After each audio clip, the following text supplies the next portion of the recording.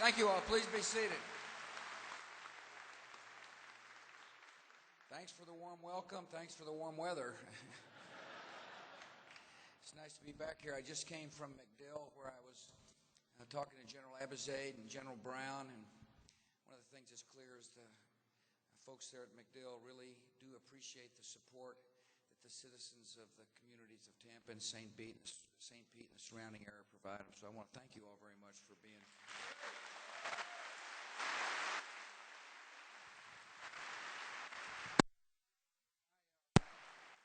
I'd like to share some thoughts with you and then answer questions as time allows, if you've got any. First, I send Laura's greetings. She's doing great, by the way. She's a fantastic First Lady.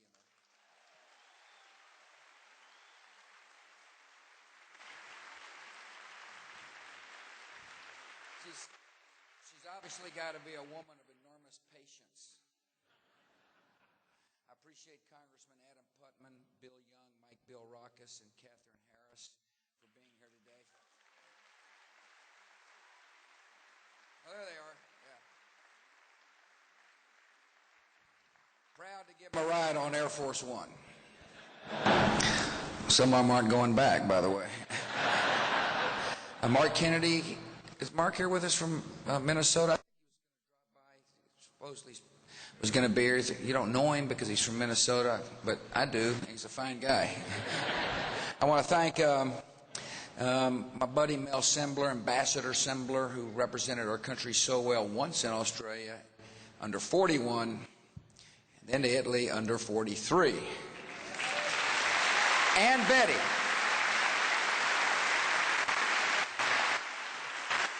I want to thank the chambers of both Tampa and St. Pete. I want to thank the mayors from Tampa and St. Pete. Mayor Iorio and Mayor Baker are with us. Thank you both for coming. Appreciate you being here. I didn't mean to take you away from your work. Any excuse is a good one on Friday, right? So long as I keep the speech short. I want to thank members of the State House who are here. I want to thank you all for letting us use this beautiful facility. And thank you for coming. First of all, the economy's in good shape. It's growing.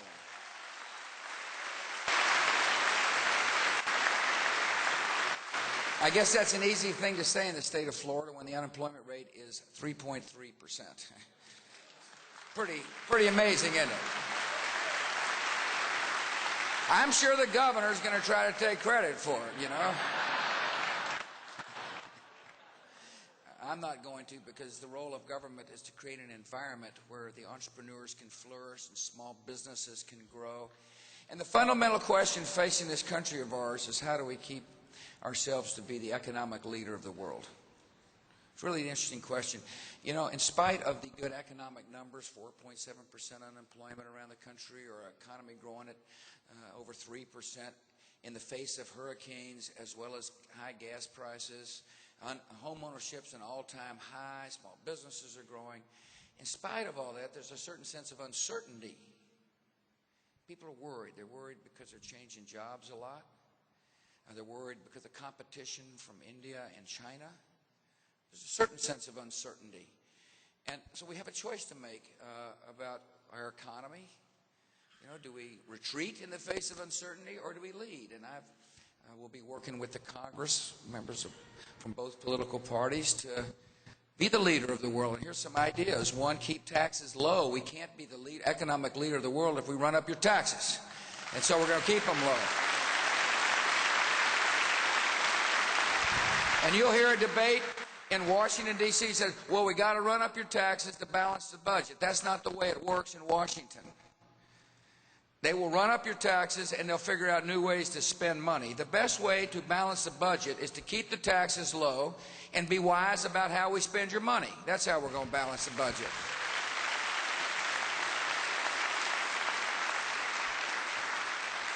In order for us to be competitive and leading the world, we've got to get, we got to get off of Middle Eastern oil. I know it shocks some of you to hear a Texan say, we're addicted to oil. And we are, and it's a problem. It's a problem. It's a national security problem, and it's an economic security problem to be reliant upon oil from parts of the world that may be unstable or parts of the world that simply don't like us. And so the best way to deal with that is to continue to foster new technologies because of research and development that will enable us to use different fuels in our cars. For example, there's Kennedy right there. Good to see you, Kennedy. The reason I thought of him is because he's from a part of the world that's growing a lot of crops that can be converted into energy.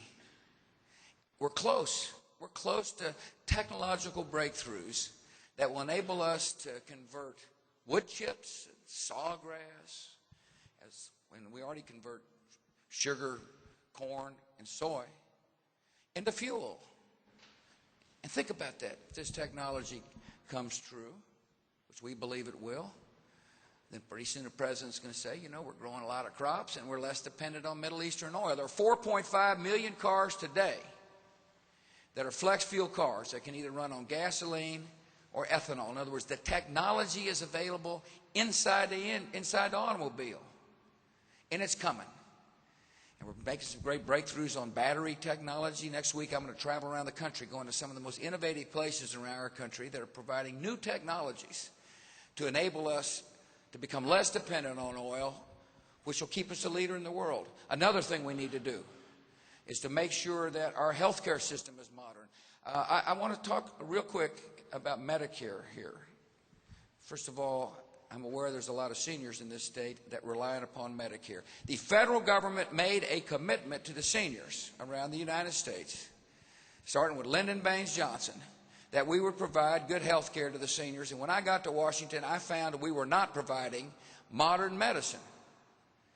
I mean, we would provide the money for ulcer surgery and old Medicare, but not the prescription drugs necessary to prevent the ulcer from happening in the first place. And that didn't seem to make sense to me.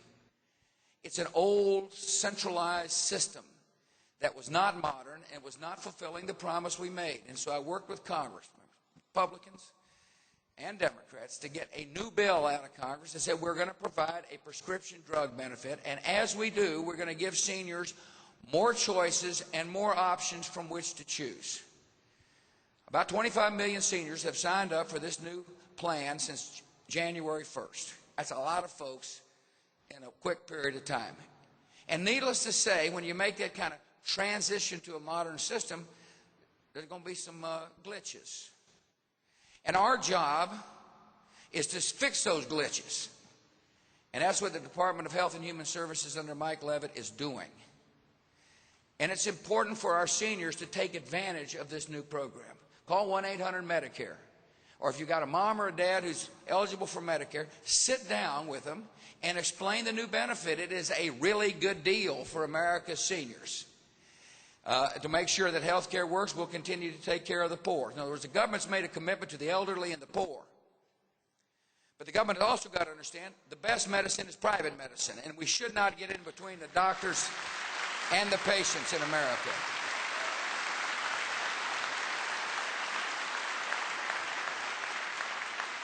Finally, I want to spend a little time on education briefly. First of all, No Child Left Behind Act is working.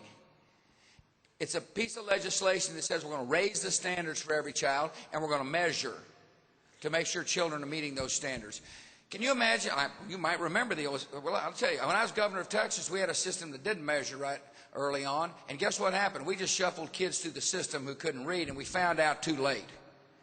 And that is a terrible system. It lets people down. And we're spending a lot of your money. It seems like to me it makes sense to say when we spend your money, we ought to insist upon results. Results are good for the taxpayers. More importantly, they're good for the students. So now we measure early before it's too late, and we're correcting problems before they're too late, and our kids are learning to read. And we need to apply that same rigor to children in math and science, particularly in junior high. Fourth grade tests, kids are doing fine compared to other countries. But there's a big drop-off when it comes to math and mathematics, particularly in junior high. And so we need to apply that same standard. We'll measure in junior high, and if you need help, we'll provide it for you. And the reason why is the jobs of the 21st century are going to require mastery in math and science and engineering. And if we don't...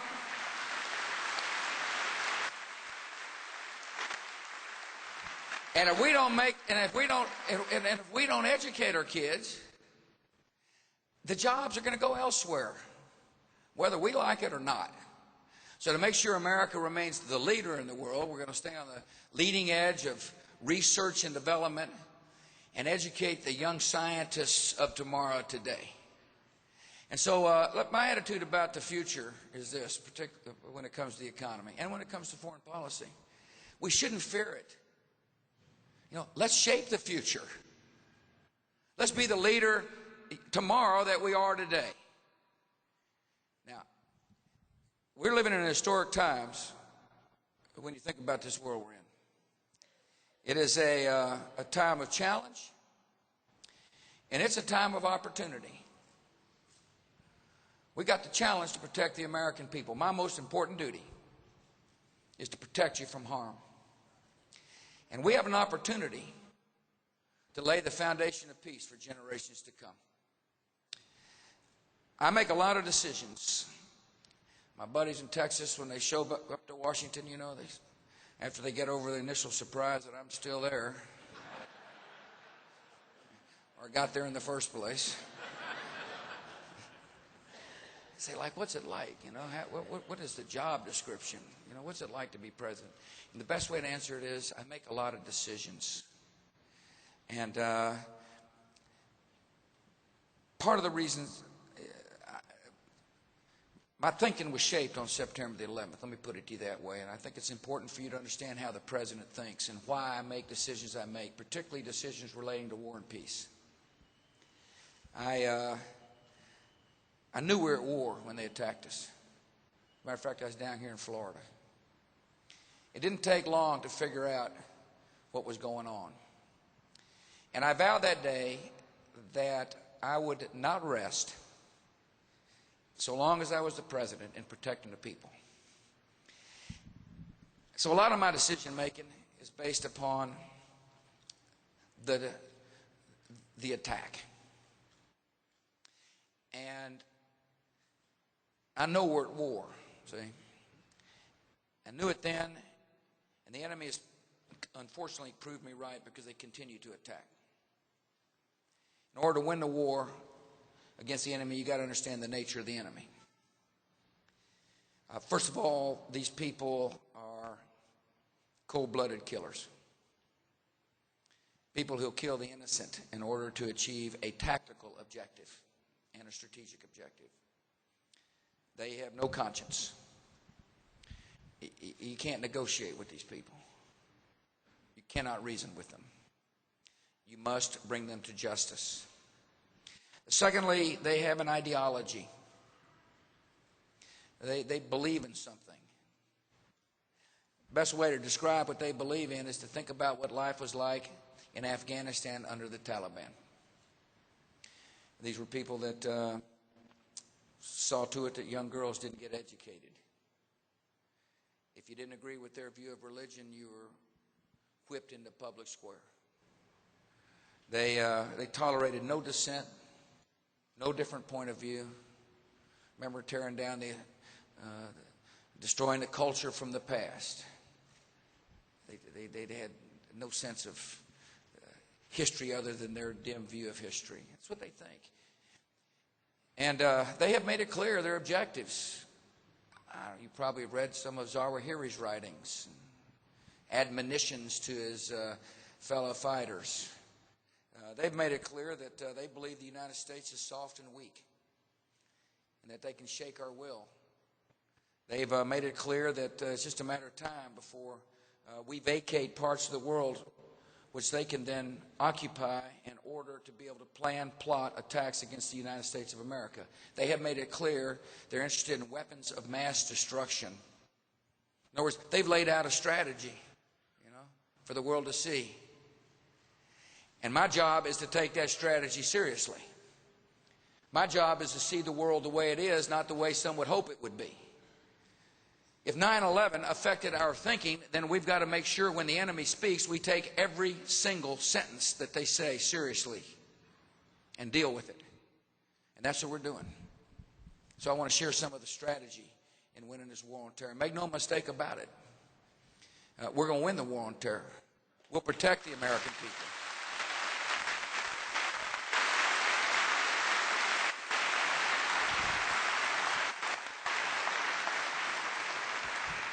First, when we see threats, we got to deal with them. When I was growing up in West Texas, oceans protected us. You might remember some of those days. The old Mayor Martinez, I know he remembers those days when we felt pretty comfortable here in America, that we could see a threat overseas, but oceans made it pretty clear that a lot of folks, that nothing would happen, you know. September 11th came along and it made it clear that we are vulnerable, that the enemy can hit us if they want to. And therefore, when you see a threat, you got to deal with it. You can't take things for granted anymore. The best way to deal with this enemy is to defeat them overseas so we don't have to face them here at home, and to stay on the hunt.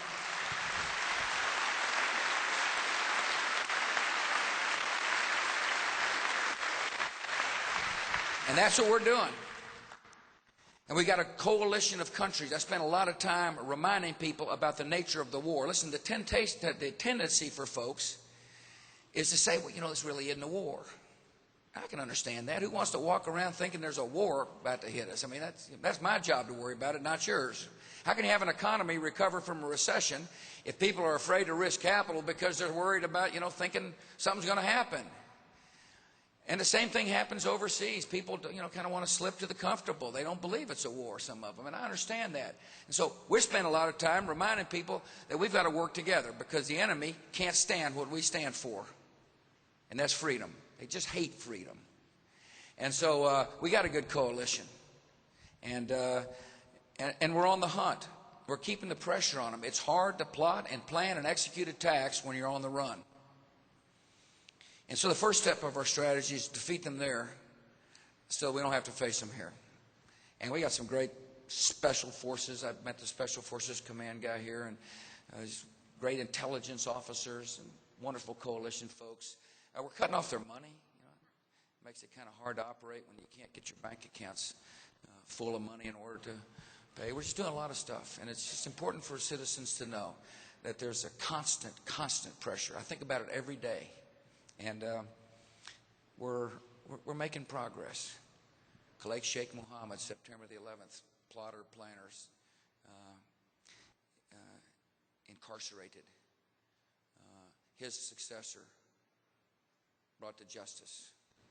Slowly but surely, we're finding them where they hide, and they know we're on their trail. Secondly, we got to deny them safe haven. These people can't operate without safe haven.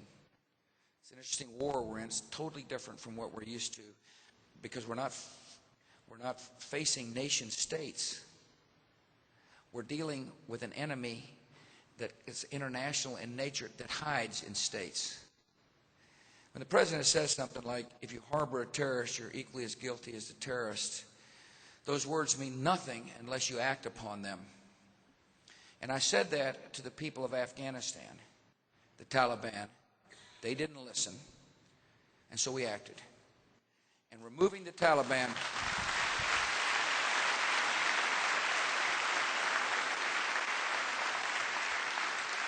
is a clear signal that we won't tolerate safe haven. In other words, if you harbor the terrorists, you're just as guilty as the murderers. And that's a clear signal that the United States must continue to send in order to win the war on terror. We saw a threat in Saddam Hussein. Obviously, this issue is one that has caused a lot of people to wonder about certain aspects. It caused me to wonder about the capacity of our intelligence service to provide good intelligence, and that's why we're constantly working to reform the intelligence services to make sure we get the best intelligence, because I thought there'd be weapons of mass destruction, and so did everybody else in the world. And so did people in the United States Congress from both political parties. Thought that there would be weapons of mass destruction. The United Nations and the United Nations Security Council thought there would be weapons of mass destruction. After all, they passed a unanimous resolution that said, disclose, disarm, or face serious consequences. In other words, we work the diplomatic front. And so when Saddam Hussein chose war, and believe me, he made the choice, the hardest thing for the President of the United States to do is commit troops into combat. It's the last option. the very last option. Except September the 11th taught me, and September the 11th taught me, that we got to take threats seriously. And the world saw a threat. This man was harboring terrorists. He was on the state sponsor of terrorist lists. I didn't put him on there. He was put on there by previous presidents. He was firing at our pilots. He had invaded countries. He was a threat. And the world spoke with one voice and said, disclose, disarm, or face serious consequences. And when the United States says something, it must mean it. And we said, disclose or face serious consequences. And when he wouldn't, he faced serious consequences. Removing Saddam Hussein has made America safer and the world a better place.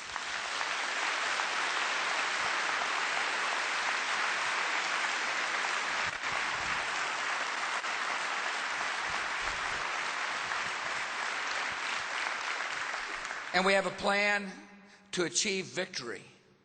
Victory is a state, a democracy that can sustain itself and defend itself and join America in fighting the war on terror.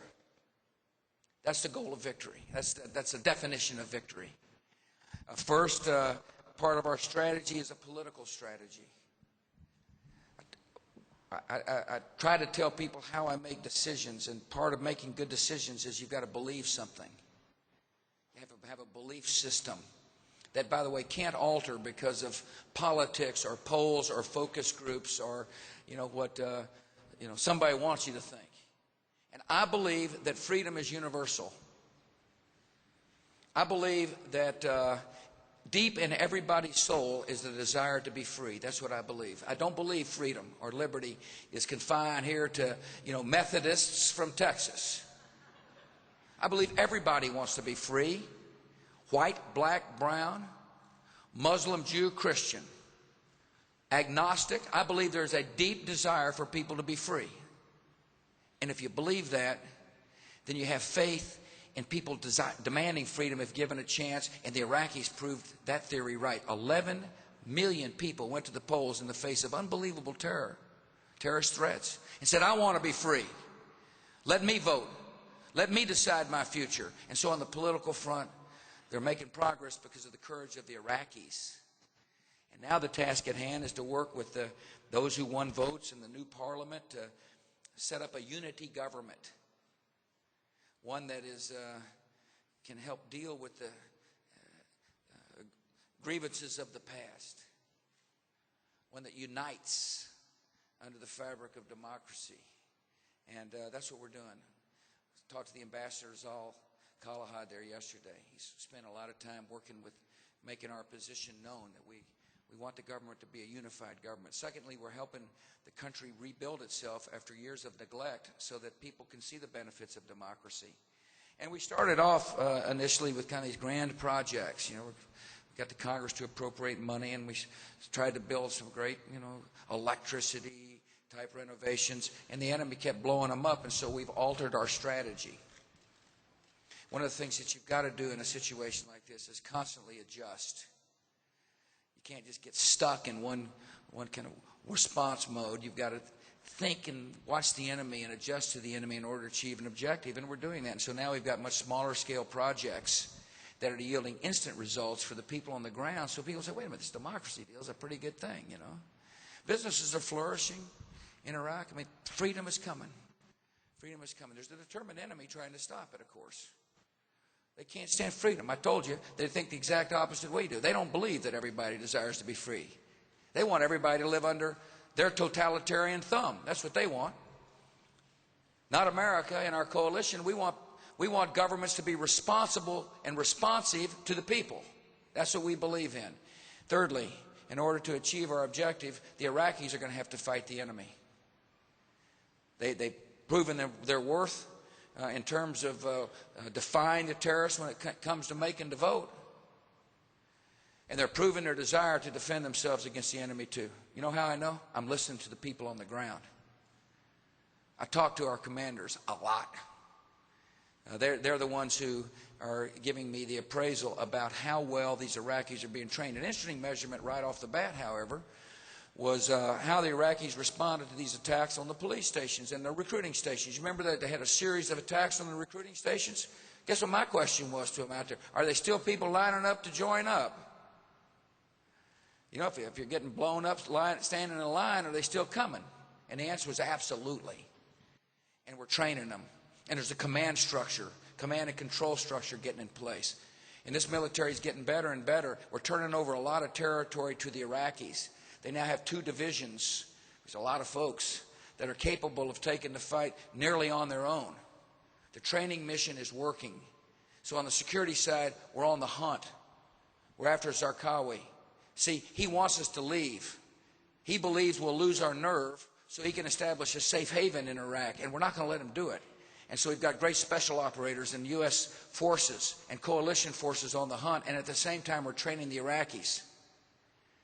There's a big debate in Washington about who gets to decide the troop levels. Well, those troop levels will be decided by this administration. And this administration is going to listen not to politicians but to the commanders on the ground of what we need on the ground in order to win this deal.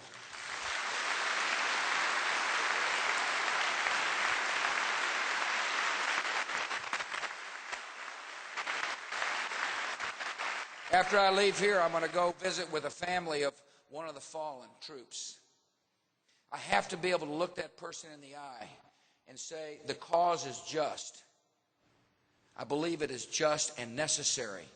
And I have to look that person in the eye and say that the sacrifice of your loved one will not go in vain, that we will complete the mission. And that's what I want to assure my fellow citizens. No matter what it looks like in Washington, D.C., I'm committed to victory in Iraq to achieve peace. And so in the short term, we're going to succeed in Iraq. We'll deny them safe haven. We'll stay on the hunt. But there has to be a long-term strategy as well to win. And that long-term strategy is to liberate people and give them the chance to live under the greatest system of government ever, and that's democracy, because democracies respond to people. You know, our foreign policy in the broader Middle East for a long period of time was just kind of tolerate the status quo and hope for the best. It didn't work. The surface looked placid, but beneath the surface was brewing resentment and anger and fertile recruiting opportunities for those who've got a dark vision of the future. And so we're working to help the Iraqis develop a democracy. Elections are only the beginning of democracy, not the end. Election is the beginning of a process where government listens to the people. But in order to make sure democracy works, there has to be institution building and support for young fledgling democracies. And that's what you're saying. This is an historic moment. The world is changing because freedom is on the march. And we shouldn't be discouraged about setbacks, short-term setbacks, or the enemy's capacity to take innocent life, because we've seen democracy change the world in the past. I think about all the wars fought in Europe over the past 100 years. 100 years seemed like a long time, probably for the little guy there. Me too, seemed like a long one. Only 59 years old, you know. But America shed a lot of blood in Europe, World War I and World War II. And yet the continent is, Europe, peaceful. You know why? Because there's democracies living side by side in peace. Democracies don't fight each other. Generally, people in a democracy don't campaign and say, vote for me, I promise you war. They say, vote for you, vote for me, I work for the peace. I want your children to grow up in a peaceful world. That's what people say to get elected. Japan, one of my favorite analogies and stories about this is my friend Koizumi, Prime Minister of Japan. He's an interesting guy. I like him a lot. We spend time talking about the peace. He understands a democracy in the heart of the Middle East, a democracy in a part of the world that is desperate for freedom, is an important part of laying the foundation for peace. And so he committed Japanese troops to help the Iraqis rebuild their country and to provide security so they could rebuild their country. What's amazing about this is that, like many here whose relatives fought against the Japanese, my dad did too. Isn't that interesting? 18-year-old kid, Navy fighter pilot. Country calls him. Like thousands, he goes overseas to fight the sworn enemy, the Japanese. And today, this guy's son is sitting down with the Prime Minister of Japan working to keep the peace. And what happened in between was that a Japanese-style democracy grew. Democracies yield to peace.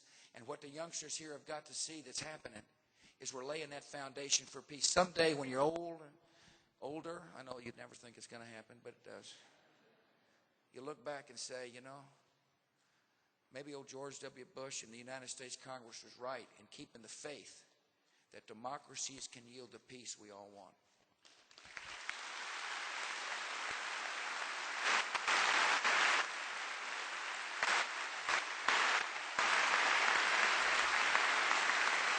I got two other things I want to tell you, then I'll answer questions. We not only protect ourselves by keeping the pressure on the enemy and defeating them over there so we don't have to face them here at home. We've got to protect ourselves by doing smart things in America. I appreciate working with the mayors on homeland security issues. We're training a lot of first responders and getting people ready in case something happens. Secondly, in order to ask our folks on the front line of protecting America to do the job, they got to have all the tools.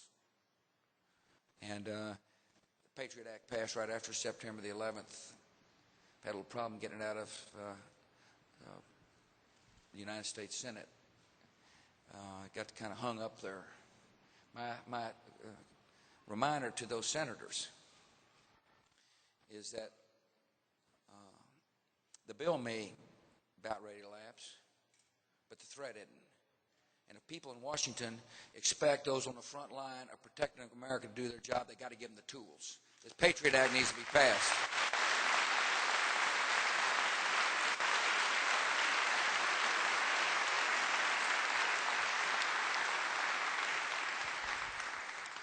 Finally, I made a decision that has been in the news lately, and I want to share with you my thinking because it's an important decision.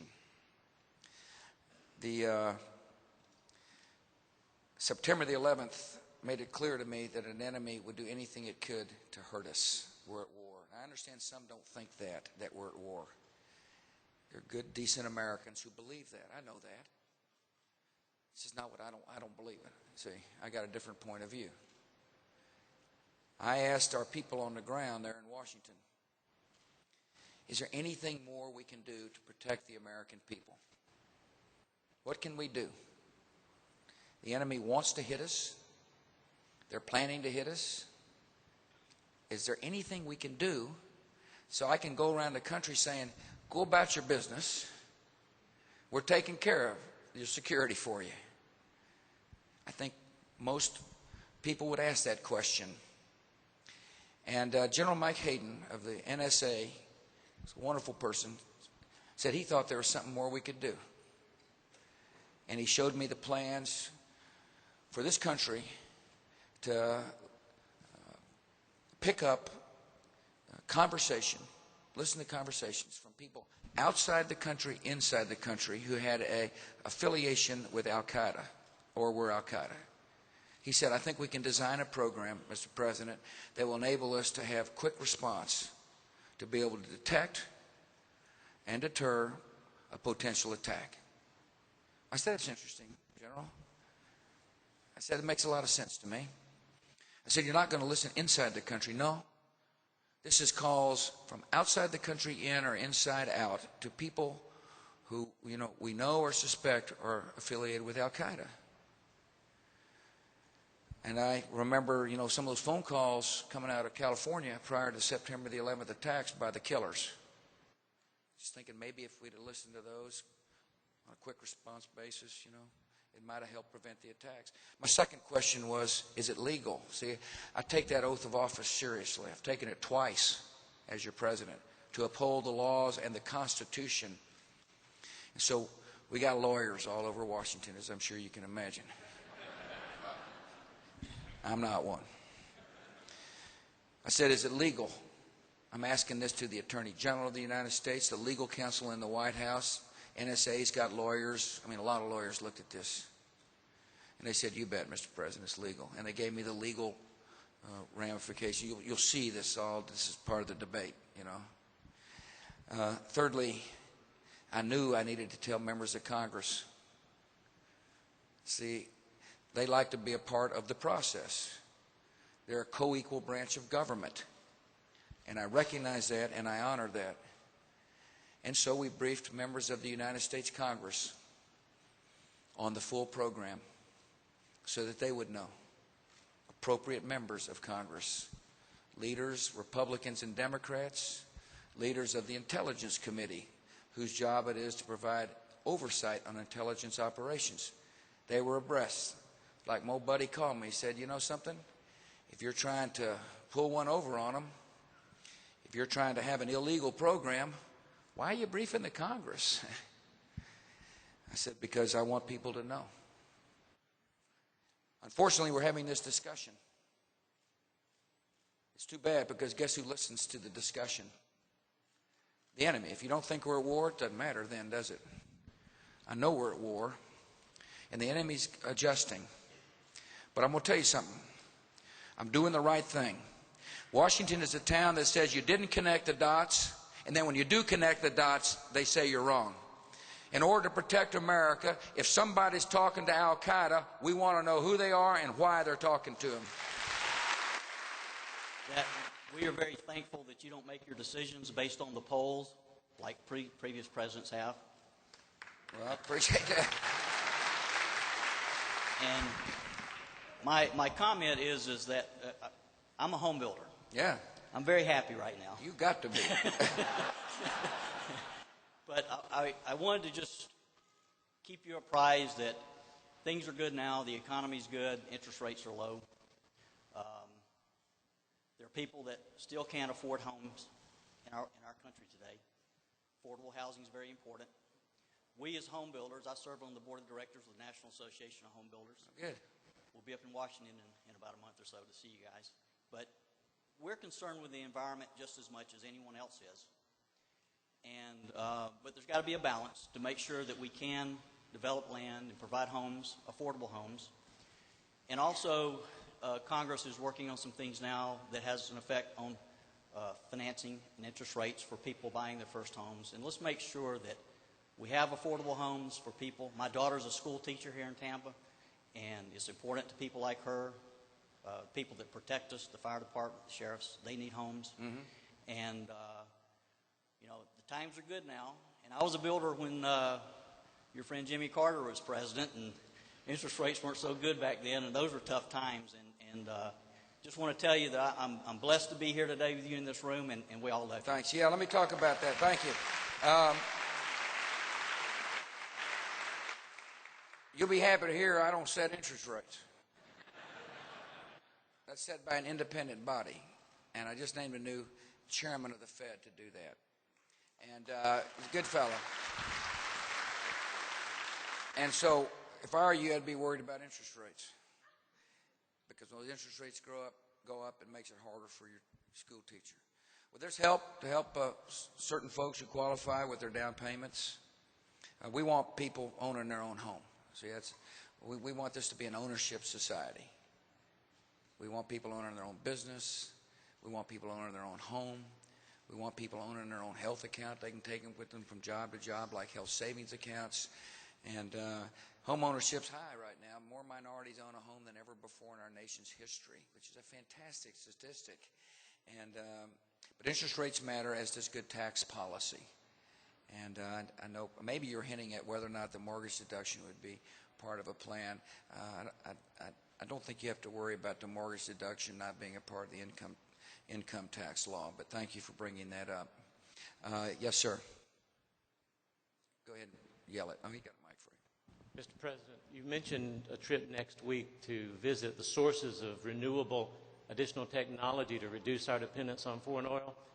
We have a not-so-renewable resource, which is our precious Florida coastline, and because you're a great brother, we do have an unemployment rate of 3.3%. How can you work with us to protect our Florida shoreline with respect to offshore drilling? Well, I made a commitment that nothing's going to happen within 100 miles of this coastline, and I'm honoring the commitment. I don't care what people might be saying. I guess maybe they quit saying it after the 2004 campaign. But it's a commitment that this government has, at least my government's made. And I'm going to honor it. When we say 100 miles off the coastline, we don't mean 99, or 89. We mean 100. And so rest easy. Now, the thing about, look, we got to get off of hydrocarbons. We just do. And I'm a believer in nuclear power. I think it's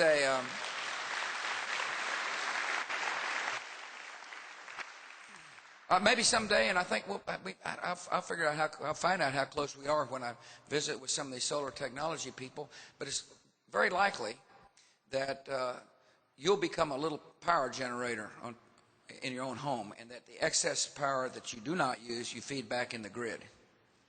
Hybrid batteries, batteries for plug-in hybrid automobiles are pretty close, they tell me. And I'm going to see firsthand. Sometimes the president gets the cook's tour, I know it, but nevertheless, I'm going to see firsthand. And what's interesting is that a lot of people in urban areas, are not going to drive more than 30 miles a day. And so we're developing automobile engines that can run on electricity for 30 miles.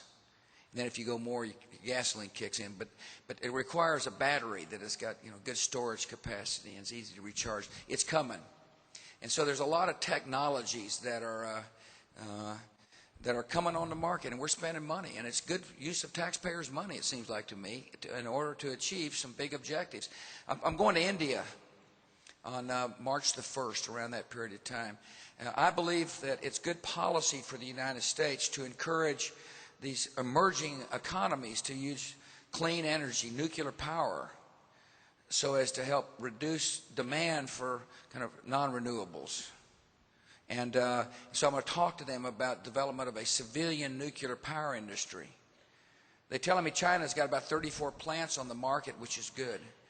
But this expansion of nuclear power, which is in our interest, by the way. It's in our interest because of the quality of the air. It's in our interest because it reduces demand, kind of global demand, is going to create another issue, and that is, what are we going to do with the spent fuel? This country doesn't reprocess spent fuel. We should. Reprocessing spent fuel means that we're able to continue to reuse the base material that went through the burn the first time in a plant, and reduce the amount that we have to then eventually store. And we chose not to do that in the late 70s because of proliferation concerns. I'm convinced we can work internationally to address those issues. And so I'm just sharing with you, we got a full strategy to help us make us less dependent on energy, on foreign sources of energy. Yes, sir. Excuse me. Thank you. Commissioner Reynolds from Winter Garden in the central part of the state. Oh, yeah. I know where you are. Pressed into service by your brother, Honorable Jeb Bush. Yeah. Is that good or bad? Well, it's been a ride, If it's sir. bad, take it up with him. I thought about calling him and asking if he'd like to have the job back. Yeah, that's right. The concerns from the central part of the state is we've got a really unprecedented growth rate there in the middle part. The challenges for mass transportation to free us from the oil that you talk about. Unfortunately, the proportionate share of funding that we're able to secure seems to be tied into pork barrel like light rail, which doesn't, Congressman Micah needs to buy into the fact that it's not realistic. So how do we get free from that so we can get direct funding for mass transit? That will be something that you'll be able to affect 5 years from now because I signed the highway bill, and it's done. And nobody wants to deal with it again until it expires, to be frank with you. But I understand. What he's saying is, how come you just don't let Floridians decide how to spend the money that's supposed to go back to them? Why do you earmark parts of the bill? That's what you're saying. And I do think Congress needs to work on earmark reform. I'm just not one of these guys that, if there's no hope, I got to let you know, brother. There ain't no hope. They're not going to They're not going to revisit the highway bill. It's not going to revisit the highway bill until the highway bill expires, and then perhaps you can get they can get the kind of reforms. As you know, I ain't going to be around. Yes, sir. I've heard from Jeb on this issue, by the way. Mr. President, welcome back to Tampa. Thank you. And my question is, you've talked a lot about our addiction to oil today, and you've also talked about advanced alternative fuel sources, in particular for household vehicles, as a potential mitigant to that dilemma. But we have a very robust industrialized economy, air, rail, shipping, trucking, that has depended on oil, frankly, for generations to be successful and vibrant. So my question is, how do we maintain the most advanced industrialized economy on Earth and actually reduce our dependency on oil going forward? Well, I believe, first of all, natural gas has driven a lot of our industrialized growth, as you know. And we need to have import liquefied natural gas if we're going to be modern and to stay competitive. Listen, we're going to need oil. The question is, are we able to reduce dependency from certain parts of the world? And I think that by relieving pressure on how we drive our cars will, in fact, help segments of our economy that are going to take a while to diversify away from hydrocarbons. I guess it's the best kind of macro look. Things don't happen instantly. I understand that. But nevertheless, there are some practical ways that we can reduce our dependency. And it seems like to me the most practical way is to change automobiles, change how we drive. And in the short term, ethanol and hybrid batteries makes the most sense to me. It's the most practical way and the most economic way to get begin the reduction of dependency. Now, listen, we got a large fleet. I told you there's 4.5 flex fuel cars. That's good, except there's about 200 million cars. And it takes a while for fleets to renew. And so things don't happen instantly, but they will happen quicker as we continue to press for innovation and technology. Ultimately, I believe that we're going to be using hydrogen to power our automobiles. But that's 15 years down for the technology to be applicable is 15 years down the road. And I guess what I'm telling you is that we see technological breakthroughs pretty darn quick when it comes to ethanol and hybrid batteries, which is a positive development for the people. And it's an interesting thing about ethanol is that the barriers to entry are pretty low when it comes to manufacturing. If the technology says that we can yield the capacity to convert switchgrasses and refuses to ethanol, once that technological breakthrough comes, the barriers to entry are pretty low when it comes to building the manufacturing capacity that converts raw material to ethanol. Much different from a big cracker refinery. And so that's positive. So we got the car technology. Hopefully you have the breakthrough technology on fuel. And then the infrastructure will follow. And so what I'm saying is this is the most practical way to become less dependent on oil. And the economy will continue to function, you know. But things are happening, by the way, in diesel. I don't know, business. If you know something about trucking, you know that clean diesel engines are coming. We did a deal in my administration to work with the diesel engine manufacturers to come up with a very low emission engine that is now being applied in trucks, and it's going to make a difference on Caterpillar tractors. You know, we're getting there. We're getting there. Thanks for your question. Yes, sir. It seems to me that we are facing in this country. I've had the opportunity to interface with people of Muslim countries, and the war is bad enough, and I applaud what you're doing because freedom is important. But what concerns me is if the youth in these nations is being taught that you and I and us Americans are in fact the devil incarnate or Satan himself. Now, I guess my question is, what can we do about that to win over the people, the children, the youth, so that the next generation will not be facing this same dilemma? I think this is an incredible problem. I appreciate that. First is to support and work with moderate governments, and there are a lot. The largest Muslim nation is Indonesia. And we're working closely with the president there to help promote, a better understanding of different religions. I will be seeing President Musharraf, who I like, and he's a good fellow who understands that moderation is an important part of a hopeful future. And so support governments that practice moderation. Secondly, provide assistance when assistance is needed. In my State of the Union, I said we've got to reject isolationism. Isolation is the tendency for a nation to withdraw and not feel an obligation to be involved in the world. And we cannot defend ourselves if we're isolationist. I just made the case. But I also believe, and part of my philosophy in the decision-making is that whom much has been given, much is required. And therefore, when we see suffering in places like Pakistan, or because of the tsunami, the United States of America is leading the way in.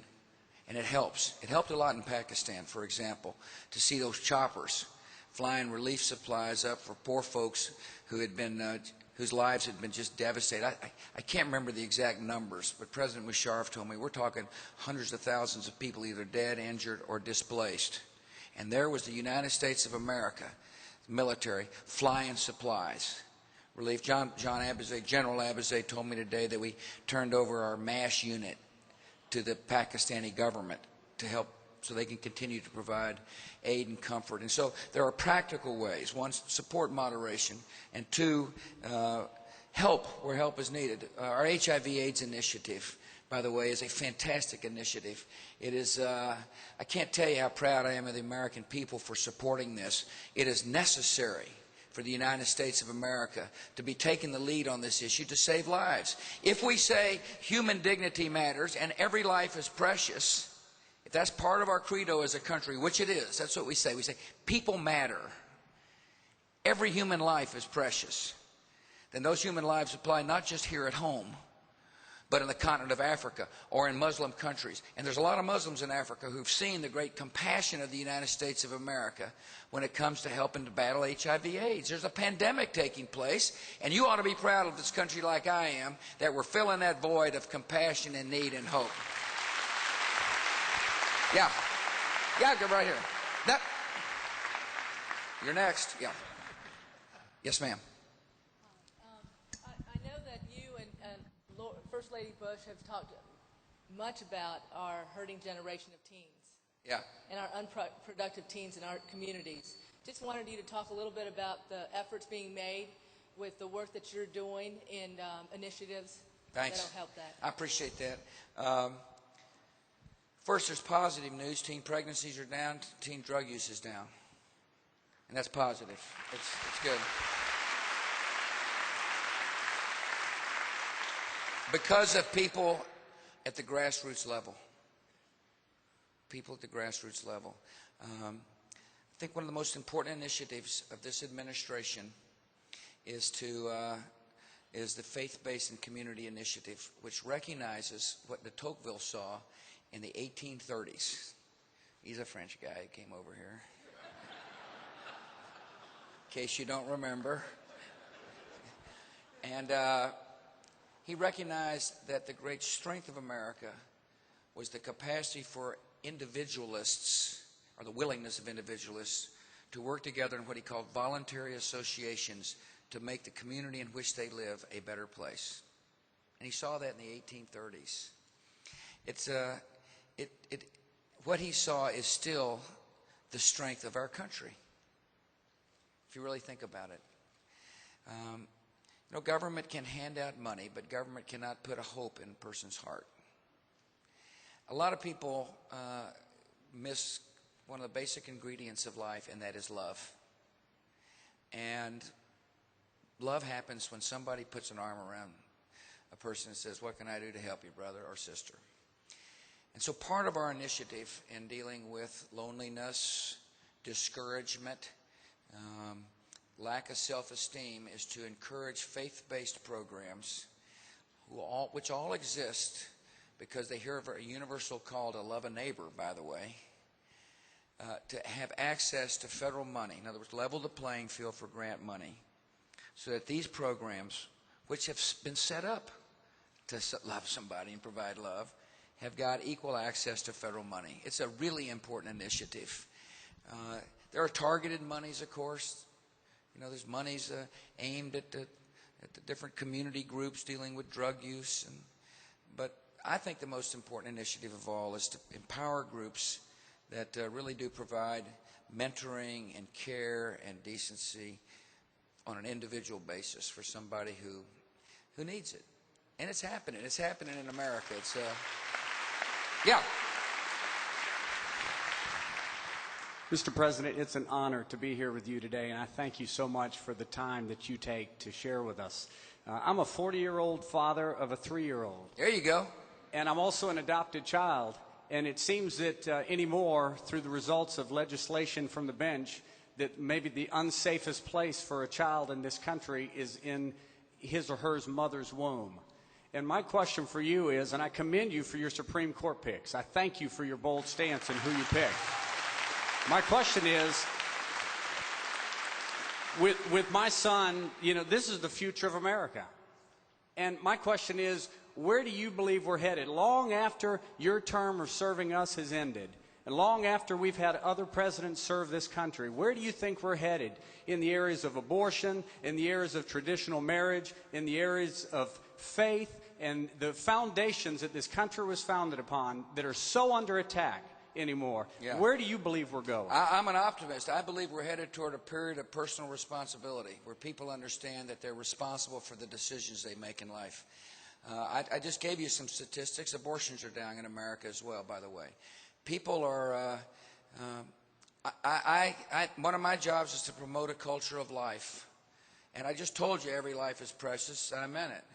Whether it be here at home or on the continent of Africa with somebody suffering from HIV/AIDS. So I'm an optimist. I think people are beginning to understand that there is virtue in being personally responsible for the decisions you make in life, and that and cultures change, and it takes a while for cultures to change. All of us, like, I'm not going to peg anybody a certain age around here, but those of us born like, you know, around 46, 47, 48. We've seen a culture change in our lifetime. If you really think about it, the culture changed. And it can change again. And I think these statistics that show that, that some problems that seemed incurable at one point in our history indicate that there is a cultural shift. A lot of it has to do with people being responsible. Some of it has to do with there's a religious awakening around many communities in the country, not just Christian religion, Jewish religion, Muslim religion. People are becoming religious in America. And that in itself helps people realize that you've got to be conscious of the decisions you make and mindful of the needs of others. But we still got challenges. You know, one of the things that obviously undermines good teaching at home is TV and some of the movies. But I remind people, they put off and on knobs on TVs for a reason.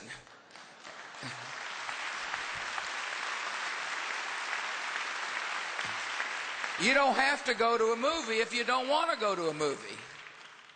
See, I think you can promote responsibility at home and still live in the free society where people are allowed to express themselves. And my advice to parents is pay attention to the internet.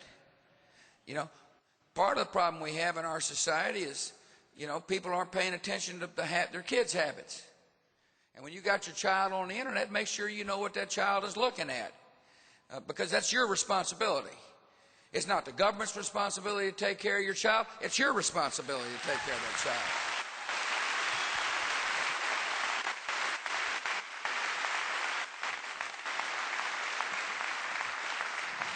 Thank you for being our president. We are all way better off and very safe. Thanks. My high honor, by the way. Thank you. I'm glad I did it. We appreciate it.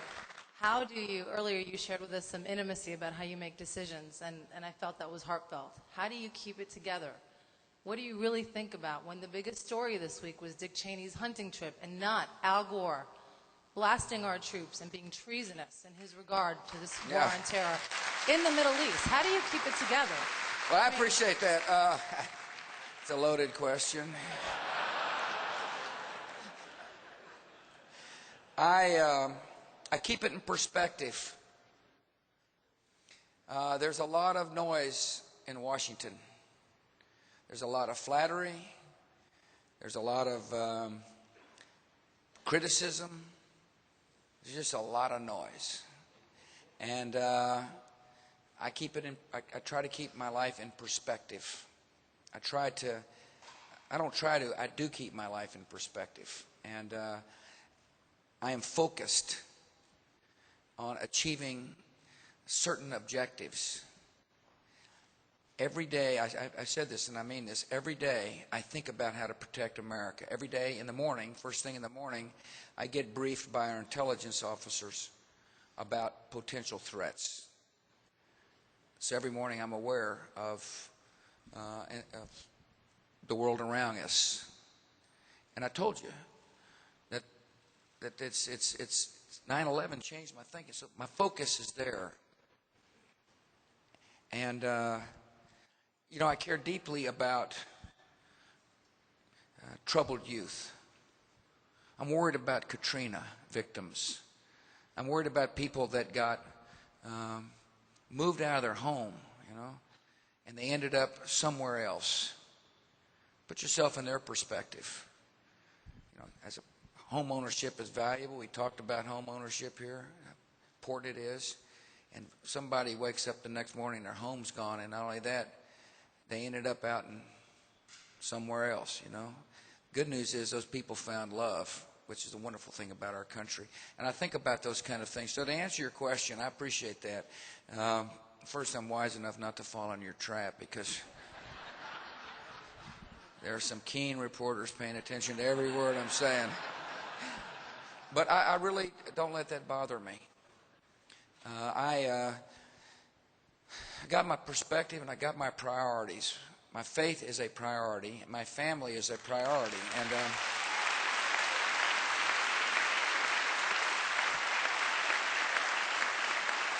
look, we got to deal with issues, of course, when they come up. That's part of it's part of Washington. It's part of being the president. There's issues come and they go but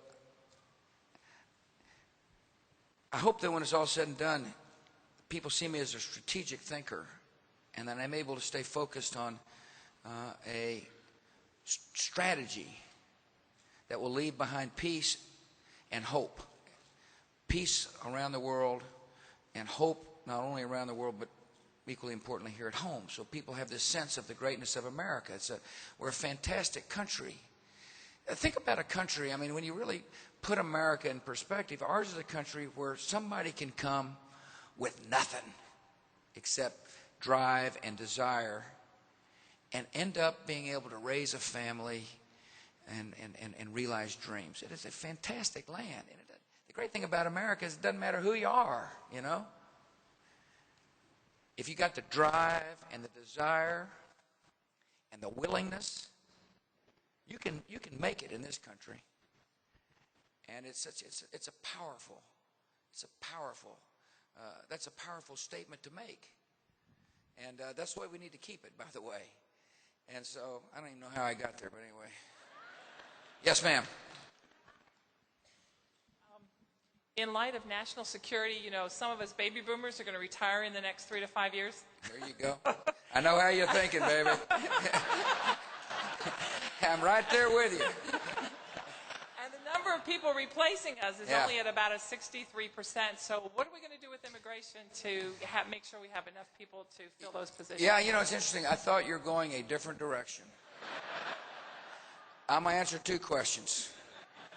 I thought you were taking me down that Social Security route because it's a really interesting way to frame the immigration debate. It really is. I haven't heard it put that way. Let me answer immigration first and then talk about the unfunded liabilities inherent in Medicare and Social Security as a result of baby boomers like me and you retiring with not enough people to pay the bill. First, immigration. There are a lot of people working here in America doing jobs Americans will not do. And that is a fact. And And as I told you, we deal with the way the world, the way it is, not the way we hope it is. And therefore, how to deal with that issue. What do? You got people working here, doing jobs Americans won't do. My attitude is you recognize it for what it is, and you say you can do this on a temporary basis. You say if there's a willing employer and a willing worker on a job an American won't do, then it's okay to fill that job. So long as you're not here permanently. So long as this is not... And so I believe there ought to be a temporary worker program. We've tried this in America before, and it's pretty successful, at least in my own home state of Texas. You got people, Red Putnam over there, he's got people, probably have been bringing people in to pick oranges for a while. I don't know. Agriculture relies upon a lot of people willing to do the work that others won't do. And it seems like to me that there ought to be a legal way to make this happen, so that, but without creating a sense of amnesty or permanency. And so, one, have a deal with immigration rationally. Now, we've got an obligation to enforce our borders and our coastlines, and we're spending a lot of money to do so. The Texas border is long, and it's hard to enforce. I mean, it's a lot of miles, you know, a lot of empty country. And so we're using new technologies, drones, infrared, some mounds, some fencing in cities to try to make it harder for people to cross. But the truth of the matter is, a lot of our Border Patrol agents are chasing people who are coming here to work. See? And it seems like to me that if we could have a rational system that would enable people to do this on a temporary basis, it would take the pressures off the borders. People would be able to come in here in a rational, legal way. Now, as I told you, I'm not for amnesty. You got about 8 million plus people here illegally. My worry is if they all of a sudden legal citizens, then another 8 million comes. And I don't think that makes any sense. So in terms of immigration, I'm for border enforcement and strong border enforcement with a rational guest worker program that's temporary in nature, where it's understood that you're working here for a period of time, then you're going back on home. Now, I want to talk to you about what's happened as a result of the current program. When you make something illegal, and there's people coming here to work, people figure out ways around it. I'm not old enough to remember the old whiskey days of Prohibition, but I remember reading about it, you know. People still made whiskey because people wanted to drink it. So guess what's happening today? We got people getting stuffed in the back of 18-wheelers, driving across hot desert to find jobs that most often or not or Americans won't do. There's a whole smuggling industry as a result of making temporary work, not making it legal. A whole smuggling industry. The coyotes, they're called. And it's inhumane. It just is. Any way you look at it. You know, family values don't stop at the Rio Grande River. If you've got starving children, and there's a job over here in America that pays you more than it does in Mexico that an American won't do, you come and do that job and get that money back to your family. Secondly, one way to make immigration policy work is you got to enforce the law. And so you got to go to employers. I'm not going to come to your home building site, you know, but anyway. You come to enforce the law, right? And so you're a home builder out here in Tampa area. A bunch of people show up, roofers show up and say, you know, we're legal. Here's my card. You're not in the business of telling me whether or not that's a forged document or not. You don't know. It looks real, and that's all you expect of. But I'm telling you, they're forging these documents. There's a whole underground industry. They're smuggling people, and they're forging documents. And our borders being over, you know, makes it much harder to enforce. And so I think by having a rational plan, temporary worker, no amnesty, will expose these people runners and drugs, document forgers for what they are. So that's my answer on immigration. Now, Social Security and Medicare. They give me the hook, by the way. I've got another speech here in Florida. But Laura said, whatever you do, don't be too windy. I didn't listen to her. You bring up a huge problem, and that is she identified something younger workers better be asking politicians to do something about, and that is, just to put it blunt, Social Security is going broke. And the reason why is a baby boom generation like some of us here are fixing to retire, and there's a lot of us, and we've been promised greater benefits than the previous generation, and there are fewer people paying in the system. And it's difficult, and we're living longer. Yeah, thank you.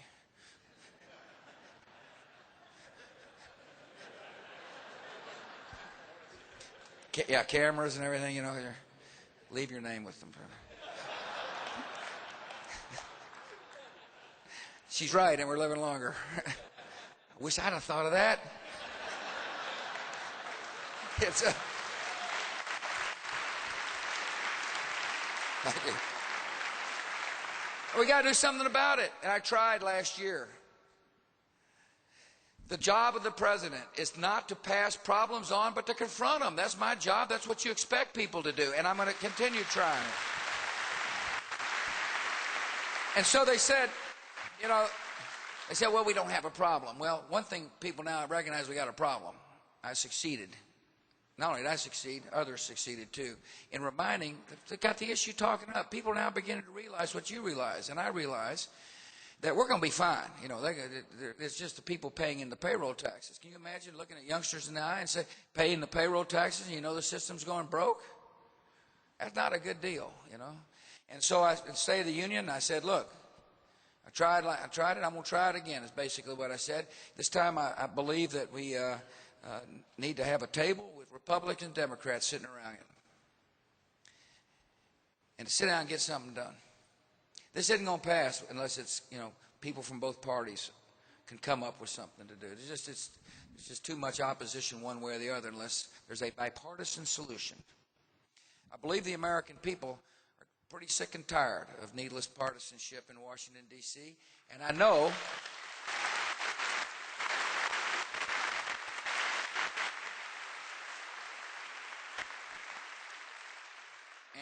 they expect us to get some stuff done.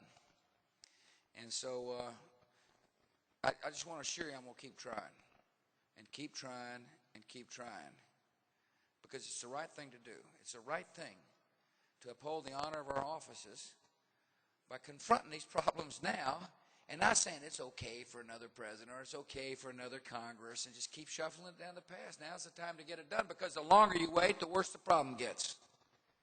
Every year that goes by, the problem gets worse for the next generation of Americans.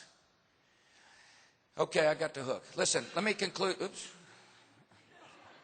Yes, ma'am. Anybody who makes that kind of noise? I did not do that. Okay, good. It's a small part of the world, but it's very important to me. I'm concerned about the children in northern Uganda who are the victims of the rebel, the Joseph Kony. Yeah. And I'm wondering if you can bring any pressure to bear on President Museveni to stop that 20-year war and free those children from the bondage that they're under. A really interesting question. She's talking about the northern Uganda is a group called the Lord's Group that is that has been terrorizing both northern Uganda and southern Sudan. I talked to Mrs. Garang, John Garang's widow. John Garang was the head of the Sudanese in the southern part of the country that, by the way, became adopted by a church in Midland, Texas, my old hometown, interestingly enough. And early in my administration, I got Jack Danforth, a former United States Senator, to go and negotiate an agreement between northern Sudan and southern Sudan. And John Garang was a partner in peace. Unfortunately, he died in a helicopter accident about a year ago, I think. And the reason I bring this up is that there's no doubt it would be easier to deal with the Lord's Group if we were able to achieve peace between North and South Sudan. They take advantage of instability. I've talked about this issue with Mrs. Garang, as well as, now there are peacekeepers in the region, by the way, UN peacekeepers on the North-South Accord. I hope they're effective at helping. the people of southern Sudan. I have talked to Museveni, President Museveni, about the issue as well, and I've been with him, I think, 2 or 3 times. I know on 2 occasions we talked about this, and we'll continue to talk to him about it. I'm very aware of the issue. My hope is that by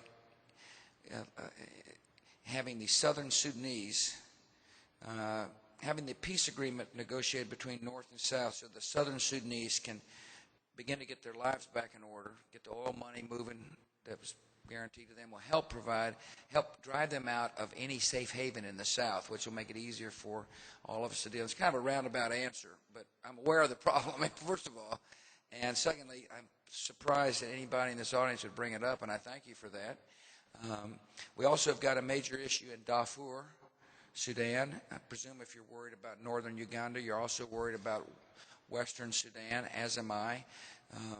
The strategy there was to encourage African Union troops to try to bring some sense of security to these poor people that are being herded out of their villages and just terribly mistreated. We need more troops. The effort was noble, but it didn't achieve the objective. And so I'm in the process now of working with a variety of folks to encourage there to be more troops, probably under the United Nations. I talked to Kofi Annan about this very subject this week, but it's going to require I think, a NATO stewardship, planning, facilitating, organizing, probably double the number of peacekeepers that are there now in order to start bringing some sense of security. There has to be a consequence for people abusing their fellow citizens. At the same time, part of the issue in this Darfur region is that the rebel groups are not united in their objectives, and so politically or diplomatically we have to work to make sure there's one voice from which to speak so that we can then create kind of the same agreement between government and Darfur that was created between North and South. A lot of talk, but we got a strategy, and it's of concern to the point where our country was the first country to call what was taking place a genocide, which matters. Words matter. And so thank you for bringing up that part of the world. It's a